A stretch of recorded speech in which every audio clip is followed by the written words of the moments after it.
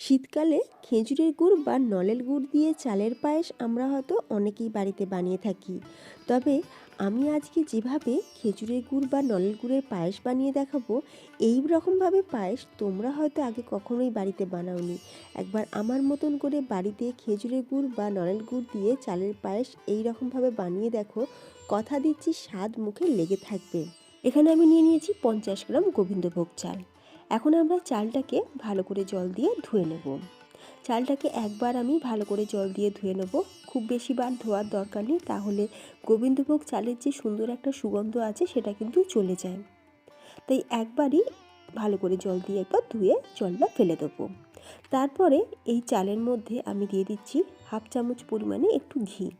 ঘিটা চালের গায়েতে ভালো করে মাখিয়ে আমি এটাকে 15 মিনিট রেখে দেবো। 15 মিনিটের মধ্যে দেখবে চালটা খুব ভালোভাবে ভিজেও যাবে আর চালটা খুব তাড়াতাড়ি কিন্তু সুসিদ্ধ হয়ে যাবে।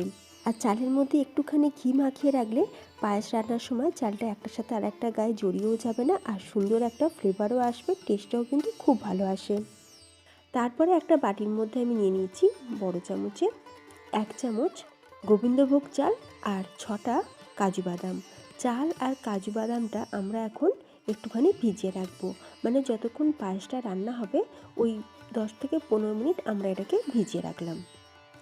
এদিকে আমি নিয়ে নিয়েছি কাজু আর কিশমিশ, এটা পায়েসের মধ্যেই দেব। এরপর গ্যাসের ওপর বসিয়ে দিয়েছি একটা এরকম হাঁড়ি, আর এই হাঁড়িটা আমি কিন্তু পুরী থেকে এনেছিলাম, তো তোমাদের দেখিয়েও দিলাম। তো এই হাঁড়িতেই কিন্তু আমি পায়েস বানাই। বাড়িতে যখনই কারো জন্মদিন থাকে তো আমি এই হাঁড়িতেই মোটামুটি পায়েসটা বানিয়ে থাকি। এরপর আমরা হাঁড়ির মধ্যে প্রথমে অল্প সামান্য একটুখানি জল দিয়ে দিলাম, তারপরে এখানে দিয়ে দিচ্ছি 1 লিটার দুধ। 500 করে দুটো প্যাকেট দুধ দিয়ে দিলাম। হাঁড়ির মধ্যে প্রথমে একটুখানি জল দিয়ে দিলে দুধটা দেখবে কড়াই হোক বা হাঁড়ির নিচে কিন্তু লেগে যাবে না। এরপর দুধটাকে আমরা এখন একটু গরম করে নেব, মানে দুধটাই কিন্তু ফোটানোর কোনো দরকার নেই। দুধটা যখন এইরকম ফুট ধরতে শুরু করবে বা দুধটা যখন খুব ভালোভাবে গরম হয়ে যাবে, তখনই কিন্তু আমরা দিয়ে দেবো সেই ভেজানো চালটা। চাল দিয়ে একবার খুব ভালো করে আমরা মিক্স করে নেব। ঠান্ডা দুধের মধ্যে কিন্তু কখনোই চাল দেবে না, তাহলে দেখবে চালটা সিদ্ধ হতে টাইম অনেক বেশি লেগে যাবে। আর চালটা আমরা এমনিতেই 15 মিনিট ভিজিয়ে রেখেছিলাম। যতক্ষণ চালটা সুসিদ্ধ হচ্ছে, অন্যদিকে দেখো এখানে যে চাল আর কাজু বাদামটা আমরা ভিজিয়ে রেখেছিলাম সেটার জলটা ফেলে দিয়ে আমরা একটা মিক্সির মধ্যে সেই গোবিন্দভোগ চাল আর ভেজানো কাজু সেটাকে দিয়ে দেবো। আর এরই সাথে আমি দিয়ে দিচ্ছি 2 চামচ পরিমাণে দুধ। অল্প সামান্য একটুখানি দুধ দিয়ে কাজু আর চালের সুন্দর করে পেস্ট বানিয়ে নেব। অন্যদিকে আরও একটা কাজ সেরে রাখবো। এখানে আমি নিয়ে নিচ্ছি 1 বাটির থেকে একটু কম পরিমাণে দুধ, আর এই দুধের মধ্যে আমি দিয়ে দিলাম 2 প্যাকেট ওই যে 10 টাকা দামের যে আমুল স্প্রে দুধগুলো পাওয়া যায় সেই গুঁড়ো দুধের প্যাকেট।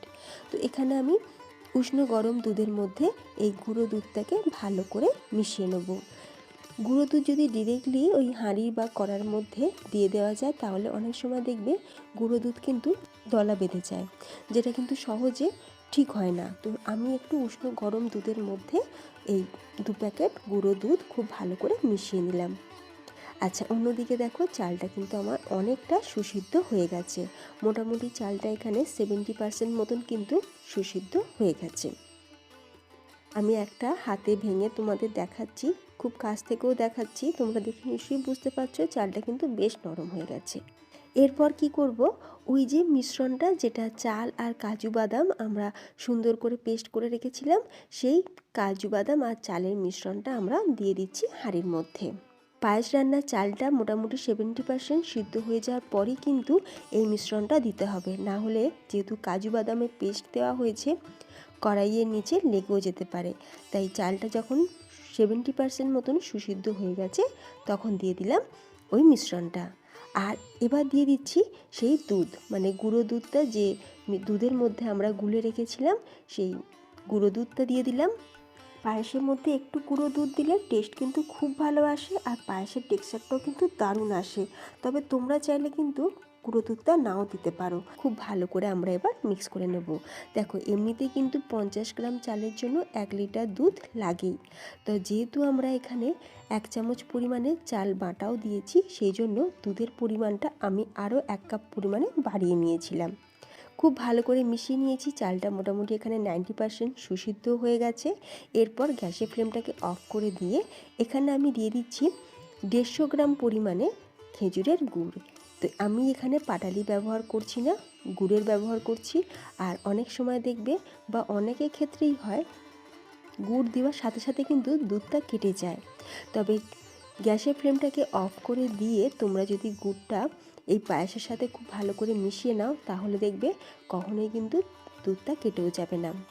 এরপর আমি গ্যাসের ফ্লেমটাকে অন করে দিয়েছি আর লো ফ্লেমে আমরা খুব ভালো করে 2 মিনিট এটাকে ফুটিয়ে নেব।